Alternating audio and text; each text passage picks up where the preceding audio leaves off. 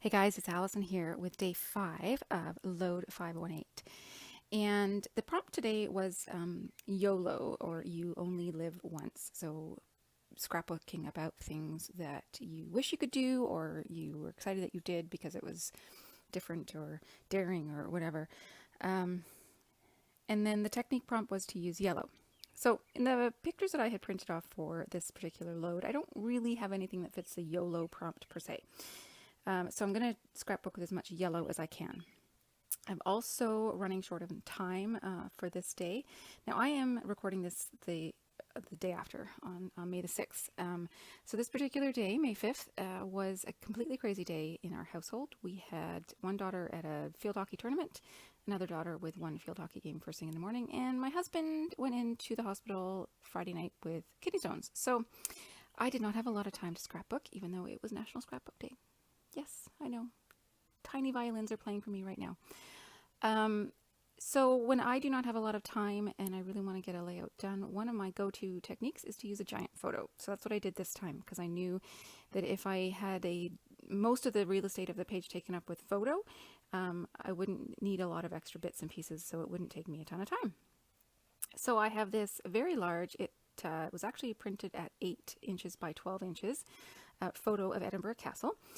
And I have trimmed 1/2 inch off one side so that I can mat it on a piece of paper. And then I have chosen this very cheery yellow patterned paper, which I believe is a Simple Stories paper, but don't hold me to that. I could be wrong. And I went through my stash to pull out other papers that have the same or similar tones to them. So that tealy blue and the sort of salmony reddy kind of color, and then more yellow as well. And then this sheet that I'm punching right now has all those tones in it in these fun little sort of circles with almost pie shapes in them. And I think I can use those in a couple of embellishment areas. That's the other great thing about having a large photo. You don't need a ton of embellishments. So I figure I can do 2 small embellishment areas, and you know it, top left, bottom right, that is my favorite place to go. So that's where I think that those punch circles are going to go. So I've got some strips cut and I put the adhesive on them, and now it's a matter of matting my photo. And I have this very old, what is it, like Chicken Nitty or something, I think that was the company. But I really like the envelopes on it, and the color is a perfect match. I don't think you can actually tell that it's envelopes anymore, but I liked that sort of nod to an airmail envelope, or I don't know, it just made me think of Britain for some reason. So that's what I've matted it on, and now it's a matter of placing my strips. And I want to have the highest contrast behind it, so I'm going to go with the blue right behind that pinky peachy red. And then I want to have that yellow, and I punched the yellow with my notebook border punch just for a bit of interest. And as I'm putting it down, I realize that it's just not giving me enough contrast against the yellow background. So I have put a strip of a different sort of reddy pinky pattern. And then I am desperately trying to tuck this yellow strip behind my tealy blue strip, but I've stuck it down too well. So it's just not going to go. But I don't give up yet. I figure that out eventually. Sorry, I know I'm predicting the future, but spoiler alert, it doesn't go behind the blue. So once I realize that, I actually trim it down so that I can sort of fake it. And now I can just stick it down, tucked like right up tight against that blue strip, and it will give me the effect I want, which is to have peaks of that red coming through at the top where the notebook edge is punched. And then down at the bottom I get my other blue strip, and I can put the yellow one in place there too, and it's a nice sort of framing around the photo. Now this is a branding strip, and it's got a lot of words on it that I felt basically voiced how I feel about the city of Edinburgh. And I was going to use it as a whole strip, and then I realized that I could just cut it into a couple of pieces and use it up there in the top right of the photo, sorry, top left of the photo, and then maybe I can work my journaling into it, is kind of what my thought process is. But first I'm going to get these circles stuck down in approximately where I want them, just to see how it looks. And I basically punched 2 yellow, or mostly yellow patterns, 2 of the mostly blue patterns, and 2 of the mostly red patterns, and then 2 that are fairly evenly split between all the different colors. So those are in place. I'm quite happy with that. And I turned my attention to finding title lettering, and I had these yellow corrugated letter stickers sitting out. So I'm just checking to see what I can spell with them, and I don't have any E's, but I do have an F, and I figure I can probably MacGyver an E from my F. So I get this in place. I want to have this view as very large, because I kind of want that to be the first thing you see, and then you can look at the photo and be like, oh yeah, that's a great view, kind of a thing.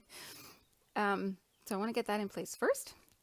And as you can see, I've placed my F down, and now I'm looking for a letter that I'm not going to use a ton of, which is, in this case, a Z. And I just cut the bottom of the Z off, stick it in there, and you'll never know that it was not an E to begin with. So then I had to go and deal with the whole field hockey situation, and so this is later on at night, and I am working on the next little bit of my title. And I have a little helper in my room. I'm sorry, she tries to get her hands in there every now and then. So I had several options of tiled letter stickers pulled out. Some peachy tones. These ones are like an off-white background with the peach in the letters. And I had the most of those, so I figured I wouldn't have any trouble running out of letters. So I used those for the rest of my title. And now I'm working on more embellishment. And I had gone through my True Stories sticker book by Chamel, and I liked this sticker that says delighted. The colors work, and the sentiment works as well.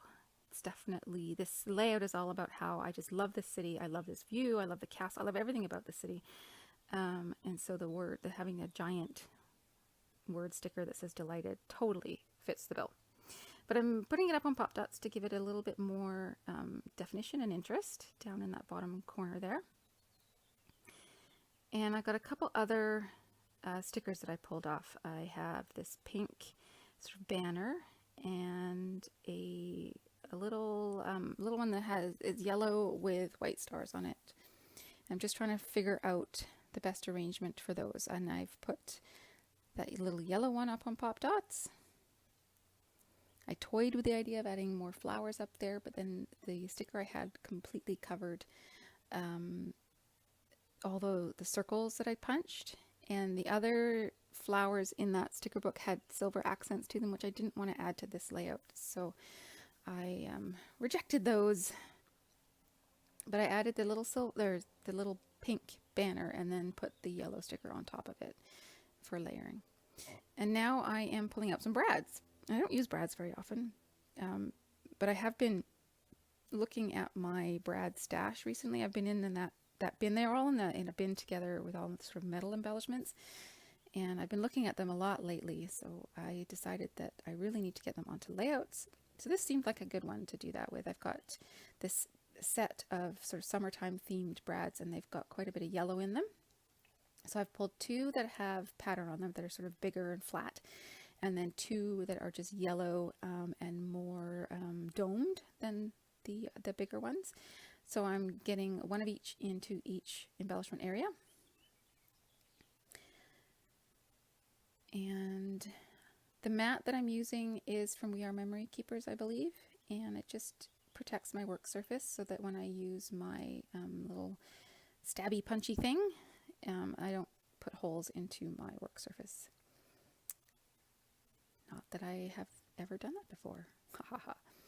And now a finishing touch is some yellow enamel dots, just to play up the yellow. I am trying to use as much yellow as I can. So that's basically the layout finished, except for some journaling. And when I first pulled out this photo, I figured that my journaling was going to go in the sky, because there's so much sky that I could write in it and it wouldn't obscure anything. And then I had second thoughts and I thought maybe I should journal underneath the title. There's in that little yellow strip. But I decided I had more to say than would fit on that strip. So I went back to my original idea. And I'm just adding the journaling underneath those word strips that I've already added. As you can see there, I'm going very carefully and slowly because I didn't want to make any mistakes. And there we have a finished layout. So I did this in about 2 30-minute chunks of time.